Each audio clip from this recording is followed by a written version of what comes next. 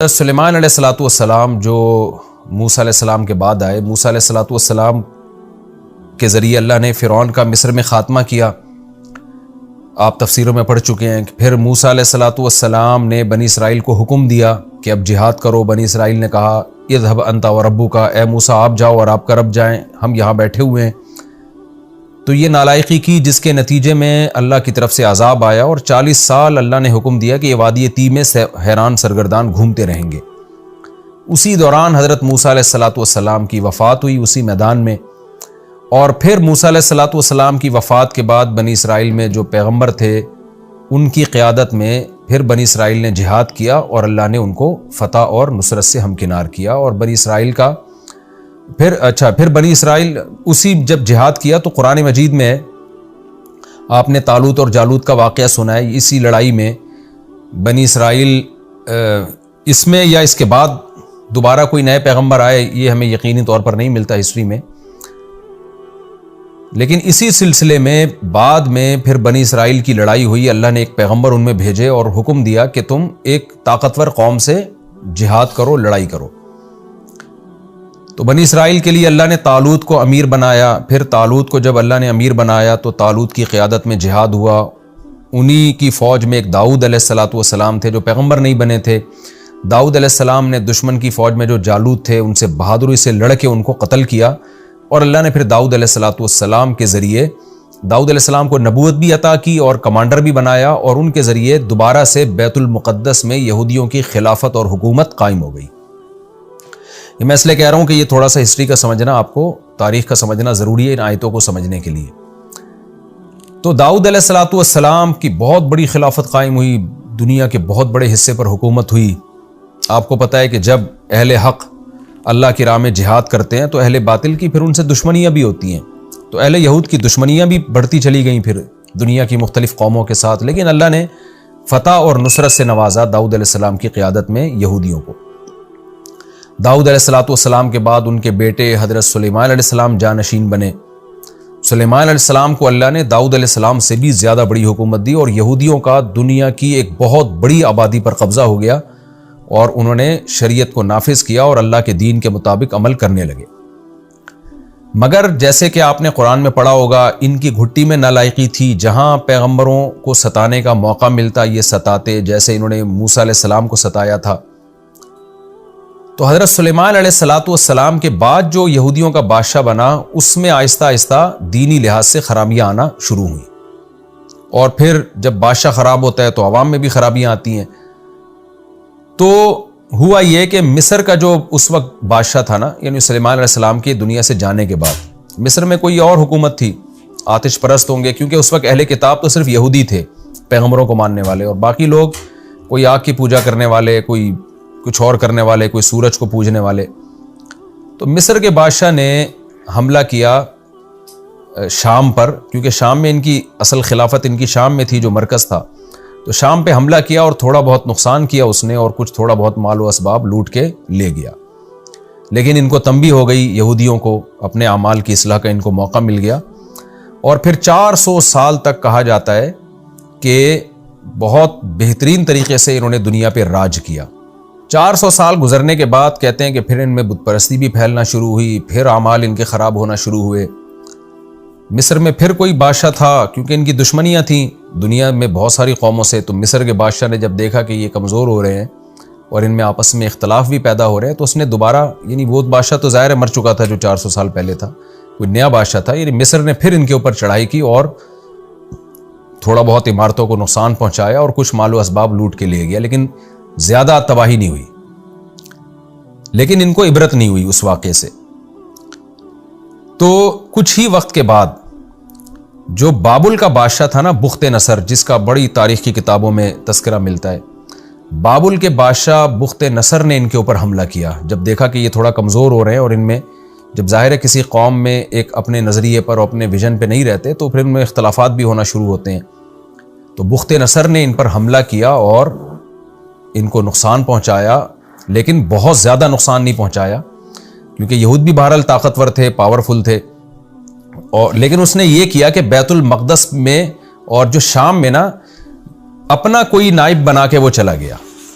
جیسے آج کل بڑی طاقتیں ہوتی ہیں نا کسی ملک پہ قبضہ کر کے، تو ان کو پتہ ہوتا ہے ہم اس ملک پہ قبضہ برقرار نہیں رکھ سکتے، لیکن اپنا ہی کوئی کٹ پتلی کوئی حکومت بنا کے چلے جاتے ہیں۔ تو بالکل اسی طرح کا کام بابل کے بادشاہ بخت نصر نے کیا اور اپنی کٹ پتلی حکومت بنا کے چلا گیا، اور کہا جاتا ہے کہ یہودیوں ہی میں سے کسی کو اس نے بادشاہ بنایا۔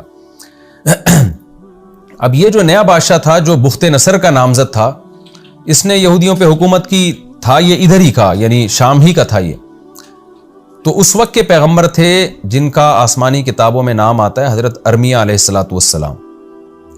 انہوں نے اس کو نصیحت کی کہ تو بت پرستی کی طرف لوگوں کو مت لے کر جا، شرک مت پھیلا، اور جو برے اعمال جو اس میں بدکاریاں اور برائیاں اور شراب نوشی، یہ جو بادشاہوں میں عیاشی ہوتی ہے، یہ جو چیزیں آ رہی تھیں اس کے اندر، اور اس کی وجہ سے قوم میں بھی خرابیاں آ رہی تھیں، تو وہ یہ بات نہیں مانا اور پیغمبر کی بات پر اس نے عمل نہیں کیا، بلکہ طاقت کے نشے میں اس نے یہ ارادہ کیا کہ بخت نصر نے جو مجھے یہاں کا بادشاہ بنایا ہے تو میں اس کے خلاف بغاوت کر کے پوری ریاست اپنے کنٹرول میں لوں گا۔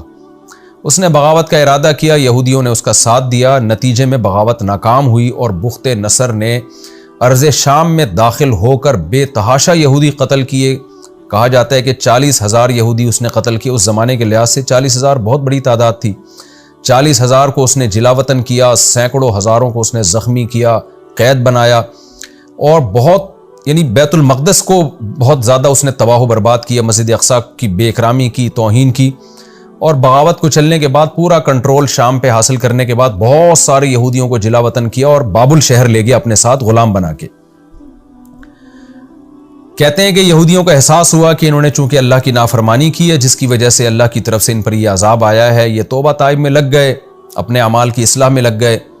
اللہ کو ان کی حالت پہ ترس آیا اور ان کی نجات کی یہ صورت ہوئی اللہ کی طرف سے کہ اس وقت جو ایران یعنی فارس کی حکومت تھی، ایران کا جو بادشاہ تھا، یہودیوں نے یعنی اس نے یہودیوں کا ساتھ دیا کیونکہ یہودیوں کی ہمدردیاں اس کو حاصل تھیں، اور بخت نصر کے خلاف اس نے لڑائی کی، اور بالآخر اس نے بابل شہر پہ قبضہ کر کے بخت نصر کی حکومت کا خاتمہ کیا اور یہودیوں کو بابل شہر سے آزاد کرایا، اور جو مال و اسباب لوٹا گیا تھا وہ بھی یہودیوں کو دے کر باعزت اس نے دوبارہ ارض شام کی طرف بھیج دیا، اور شام میں پھر دوبارہ یہودیوں کی حکومت قائم ہو گئی۔ یہ جو واقعہ ہے نا جو میں نے آخر میں ابھی بیان کیا، یہ وہ والا واقعہ ہے جس کو آپ تفسیر میں ابھی انشاءاللہ جس کی طرف اشارہ کیا گیا ہے۔ جمہور مفسرین کے نزدیک، قرآن میں واضح تو نہیں ہے لیکن جمہور کے نزدیک اس سے یہی مراد ہے، کیونکہ جو قرآن جو تباہی اور بربادی بیان کرتا ہے نا کہ اس طرح سے ہوئی تھی، تاریخی واقعات سے اس کا ثبوت ملتا ہے کہ وہ یہی والا واقعہ تھا، کیونکہ اس سے پہلے یہودیوں پر اتنا بڑا عذاب کسی دوسری قوم کی طرف سے نہیں آیا تھا اور اتنی قتل و غارت نہیں ہوئی تھی۔ تو ان کو دوبارہ اصلاح اعمال کی توفیق ملی۔ اس کے بعد پھر یہودی جب شام میں آباد ہوئے، ان کو اصلاح اعمال کی توفیق ملی، انہوں نے توبہ استغفار کی، اللہ سے اپنے گناہوں کی معافی مانگی، اللہ نے پھر ان کو دوبارہ ایک مضبوط ریاست دی، مگر تھوڑے دنوں کے بعد پھر یہ آخر آہستہ آہستہ شرارتوں کی طرف مائل ہونا شروع ہو گئے۔ یعنی یہ واقعہ ہے حضرت سلیمان علیہ السلام کے تقریباً 425 سال بعد کا۔ بخت نصر نے جو حملہ کیا نا، بہت زیادہ تباہی مچائی اس نے، جو بغاوت کو کچلا اس نے، تو یہ وہ واقعہ ہے جس کا قرآن تذکرہ کر رہا ہے کہ ہم نے 2 باتیں یہودیوں کے بارے میں لکھ دی تھیں کہ 2 دفعہ زمین میں فساد مچائیں گے اور 2 دفعہ اللہ دوسری قوم کو ان پر مسلط کر کے ان کو عذاب دے گا۔ تو ان 2 دفعہ میں سے یہ پہلا واقعہ ہے کہ یہودیوں نے فساد مچانا شروع کیا تو بخت نصر نے بغاوت کو کچلنے کے لیے یہودیوں پہ حملہ کر کے بہت زیادہ یہودی قتل کیے۔ تو یہ پہلا واقعہ ہے۔ دوسرا واقعہ بھی قرآن میں ہے کہ دوبارہ تم نے پھر اچھے اعمال شروع کر دیے، پھر دوبارہ تم نے زمین میں فساد مچایا۔ تو اب وہ فساد کیا تھا؟ وہ بھی 425 سال کے کچھ عرصے کے بعد، اور کہا جاتا ہے کہ حضرت عیسیٰ علیہ السلام کے نزول سے تقریباً 150 سال پہلے۔ ظاہر ہے اس زمانے میں جو تاریخ بیان کی جاتی تھی بالکل پورے طور پر کیلکولیشن نہیں ہوتی تھی اس کی، تو تقریباً 150، بعض نے 170 سال پہلے لکھا، تو تقریباً عیسیٰ علیہ السلام کے آنے میں بھی 150 سال کا وقت تھا۔ تو 150 سال پہلے ہوا یہ ہے کہ جب دوبارہ یہ شرارتیں ان میں پیدا ہونا شروع ہوئیں، تو ایک بادشاہ تھا جس نے انطاکیہ آباد کیا۔ آج بھی انطاکیہ ترکی میں ایک شہر ہے۔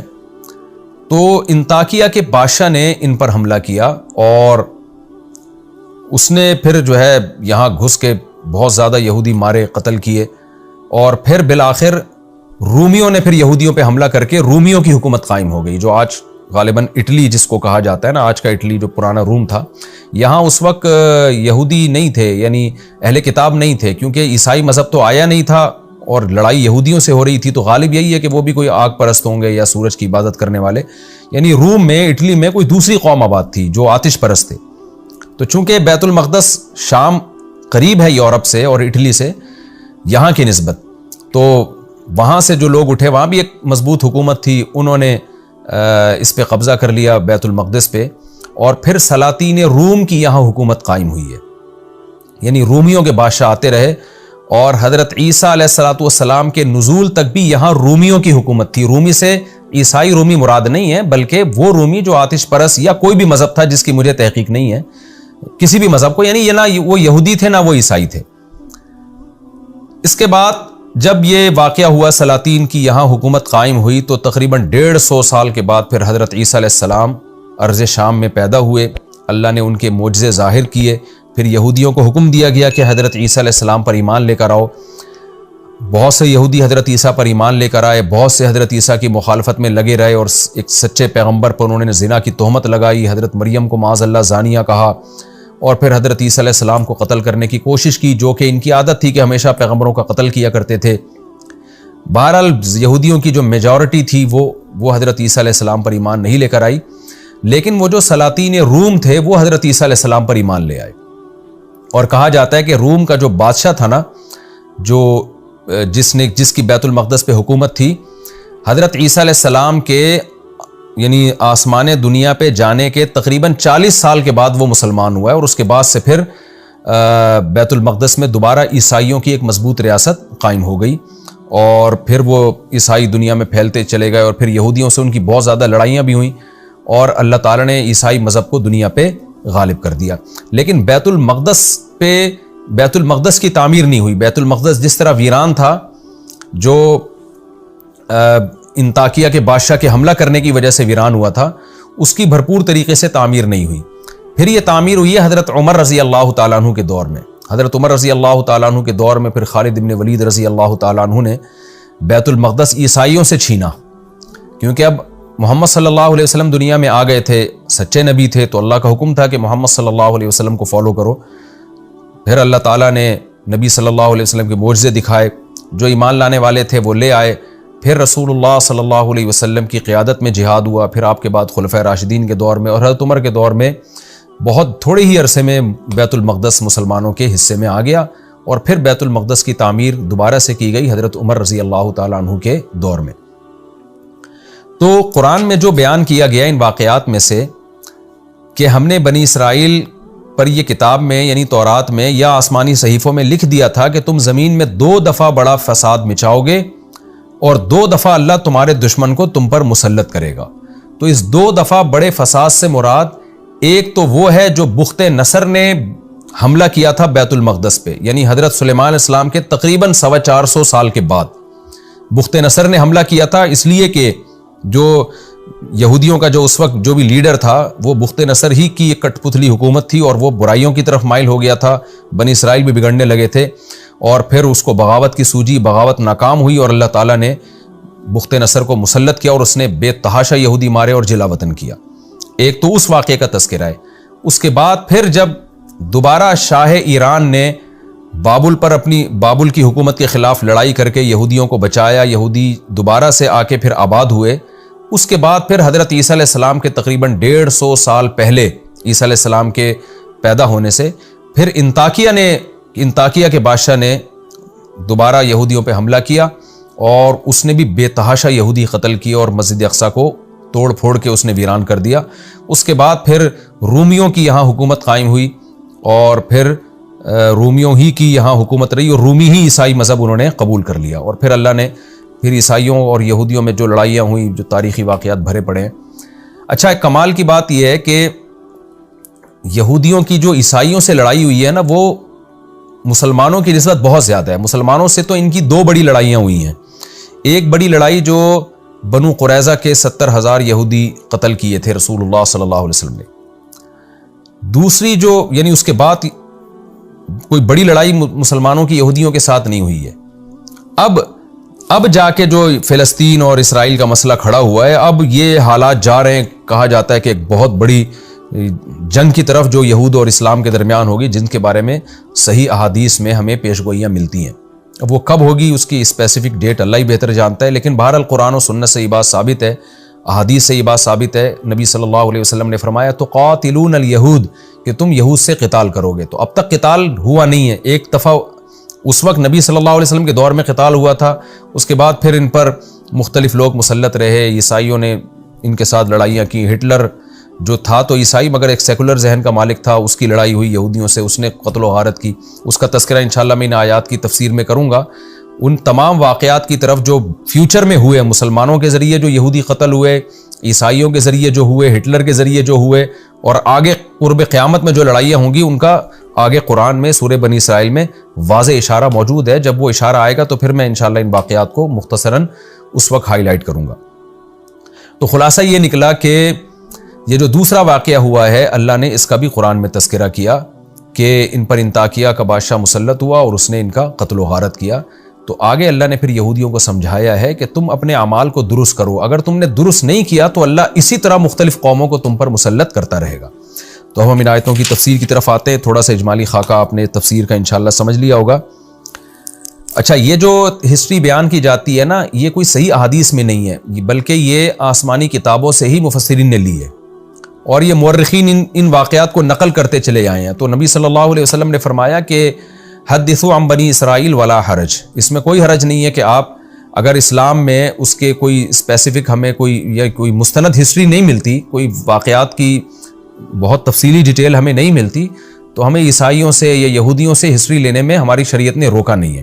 اور خاص طور پہ جو خبر متواتر ہوتی ہے نا، جس کو سارے مورخین نقل کرتے چلے آئے ہوں، تو اس کا انکار کرنا ایک ضد اور ہٹ دھرمی کی بات ہے۔ تو قرآن سے بھی خاص طور پہ جب ان واقعات کی تائید ہو رہی ہے تو اس کو نقل کرنے میں کوئی حرج نہیں ہے۔ اس میں یہ مطالبہ کہ صحیح حدیث سے دکھائیں، یہ مطالبہ ایک کم علمی کی بات ہوگی۔ اگر حدیث میں اس کے خلاف ہوتا تو پھر ہم حدیث کو لیتے، ان واقعات کا انکار کرتے، لیکن نہ حدیث میں اس کی موافقت ہے نہ خلاف ہے، بلکہ قرآن سے اس کی تائید ہوتی ہے۔ اب میں اس کی تفسیر کی طرف آتا ہوں۔ قرآن کہتا ہے وَقَضَيْنَا إِلَىٰ بَنِي إِسْرَائِيلَ، ہم نے بنی اسرائیل کی طرف یہ فیصلہ کر دیا تھا، فی الکتاب، کتاب میں۔ کتاب سے تورات بھی مراد ہو سکتی ہے، آسمانی صحیفے بھی مراد ہو سکتے ہیں۔ وہ کہہ دیا تھا لَتُفْسِدُنَّ فِي الْأَرْضِ مَرَّتَيْنِ، کہ تم زمین میں 2 دفعہ فساد مچاؤ گے۔ یہاں بہت بڑا فساد مراد ہے، کیونکہ چھوٹے موٹے فسادات پر اللہ کی طرف سے سزا بھی چھوٹی موٹی ملتی ہے۔ اچھا، اللہ نے لکھ دیا تھا کہ کیا مطلب ہے؟ یہ ایسے ہی ہے جیسے ہمارے پیغمبر صلی اللہ علیہ وسلم نے ہمیں بتا دیا نا فیوچر کے بارے میں، کچھ باتیں ہوں گی، عیسیٰ ابن مریم نازل ہوں گے، تمہاری لڑائی ہوگی، فلاں سے ملحمہ کبریٰ ہوگا، جو قیامت کی علامات ہیں۔ تو اللہ نے تورات میں بھی بنی اسرائیل کو بتا دیا تھا کہ تم بدعمالیاں کرو گے جس کی تمہیں یہ سزا ملے گی، پھر تم دوبارہ بدعمالی کرو گے، پھر اس کی دوبارہ تمہیں یہ سزا ملے گی۔ تو وہ کیا لکھ دیا تھا اللہ تعالیٰ نے؟ لَتُفْسِدُنَّ فِي الْأَرْضِ مَرَّتَيْنِ، کہ تم زمین میں 2 دفعہ سرکشی کرو گے، یعنی یہ اسلام سے پہلے۔ اس سرکشی سے وہ سرکشی مراد ہے جو اسلام کے دنیا میں آنے سے پہلے ہوگی۔ ایک سرکشی وہ جو حضرت عیسیٰ علیہ السلام کی مخالفت میں تھی، اور ایک سرکشی وہ جو حضرت موسیٰ علیہ السلام کی مخالفت میں تھی، یعنی دین موسوی کی مخالفت کی انہوں نے، جس کی تفصیل میں بتا چکا ہوں کہ تم زمین میں 2 دفعہ فساد پھیلاؤ گے اور تم بہت بڑی سرکشی کرو گے زمین میں۔ زنا پھیلنے لگا تھا، شراب اور لوگوں پہ ظلم زیادتی۔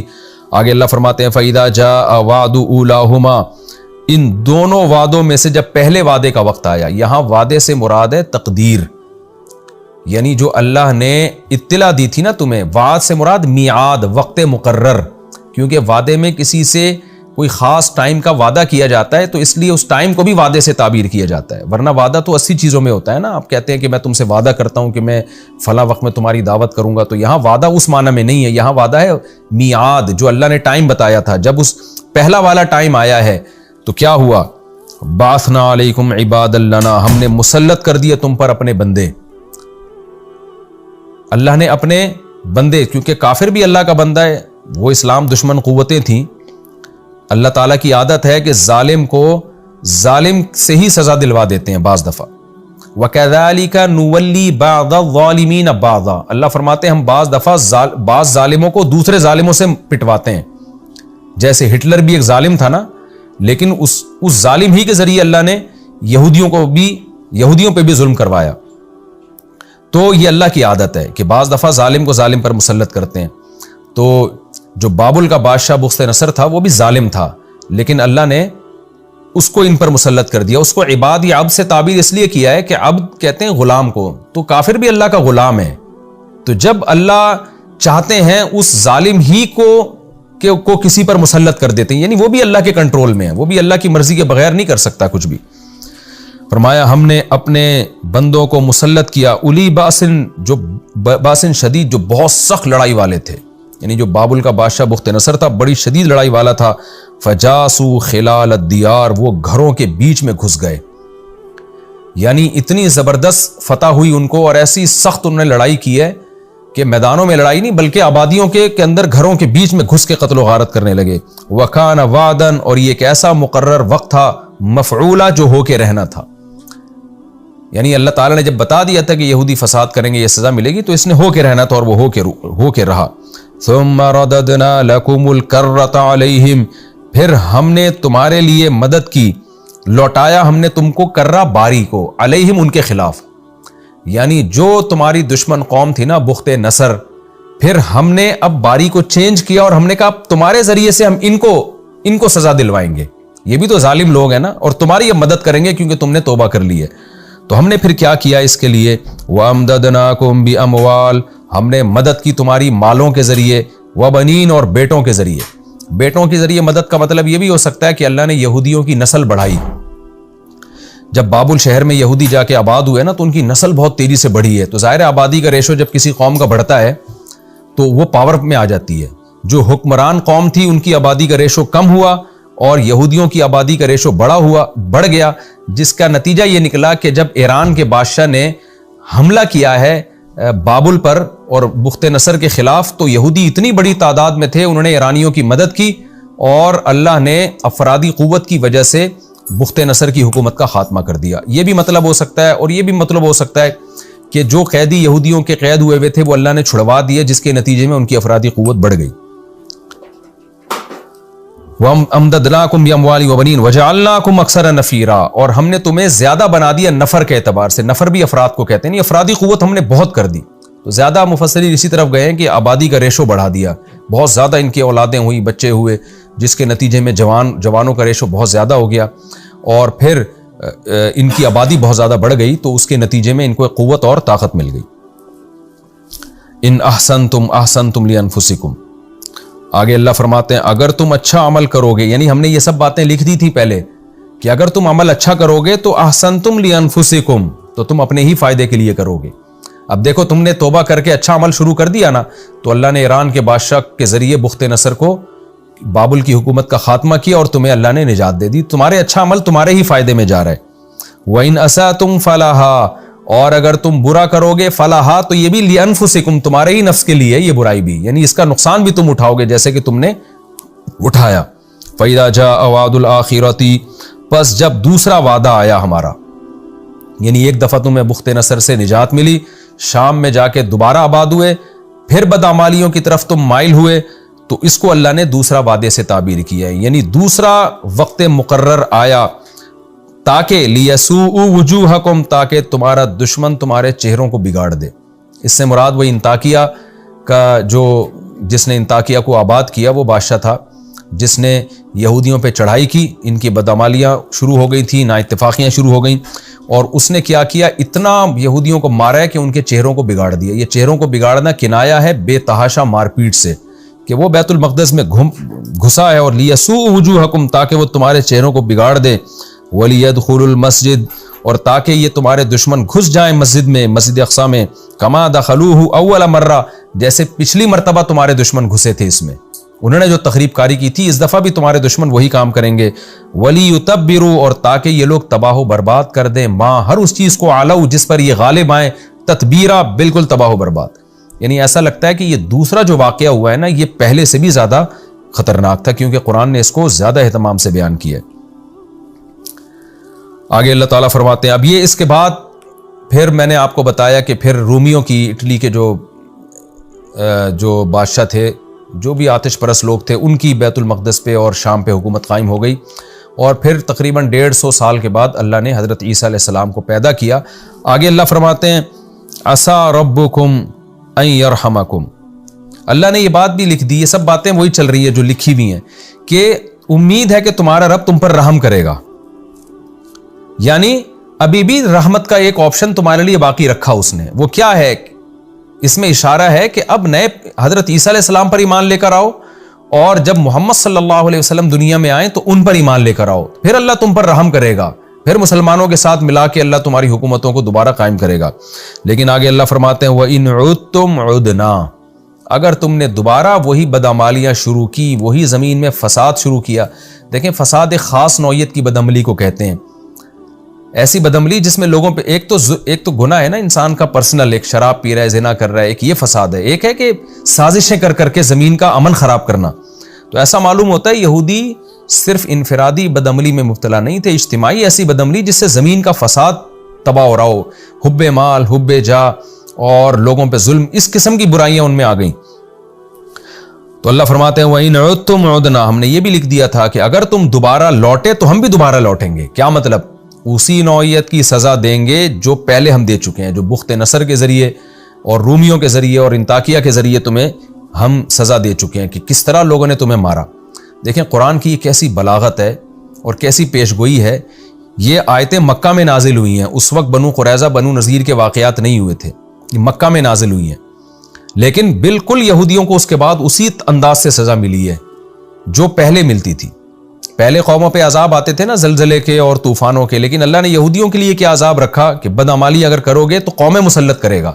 तो फिर क्या हुआ कि अल्लाह ने अहले इस्लाम को मुसल्लत किया। यहूदियों ने मुसलमानों के साथ दो नंबरियां और गद्दारियां शुरू कर दी। आप सल्लल्लाहु अलैहि वसल्लम जब मदीना गए तो आपने यहूदियों से कोई छेड़छाड़ नहीं की। ठीक है, तुम अपने मजहब को फॉलो कर रहे हो, हम पर ईमान ले आओ, गवाही दो, नहीं लाते तो हमारी तुम्हारी कोई दुश्मनी नहीं है। बल्कि आपने बनु कुरैज़ा, बनु नज़ीर और उसके अलावा भी यहूदियों के जितने कबाइल थे सबसे एग्रीमेंट किए। मगर ये वही शरारतें, वही बदमाशियां, इधर एग्रीमेंट मुसलमानों से कर रहे हैं लेकिन साथ मुशरिकीन का दे रहे हैं। यानी ये देखते थे कि जहां हमें फायदा नजर आए तो कोई मुआहदा नहीं और कोई जबान का एतबार नहीं। इसी को फसाद कहते हैं। मुशरिकीन मक्का में एक चीज थी, मुआहदों की पाबंदी। जो जबान से कह रहे हैं वही दिल में। आपको पता है कि मुनाफिकत का जो इस्तिलाह है ना इस्लाम में, निफाक, ये यहूद के बाद आई है। मुशरिकीन मक्का या तो पक्के काफिर होते थे या पूरे मुस्लिम होते थे। ईसाई जो थे या तो मुस्लिम होते थे या काफिर होते थे। लेकिन जो यहूदी थे ना उनमें ला इलाहा उलाई वला इलाहा उला, उनमें मुनाफिकीन पैदा हुए हैं। जबान से अपने आप को मुस्लिम कह रहे हैं, मुसलमानों से फायदे हासिल करने के लिए उधर अपनी कौम में जाके कह रहे हैं हम यहूदी हैं। यह है जमीन में फसाद कि आपका पता ही नहीं चलता कि आप हैं क्या।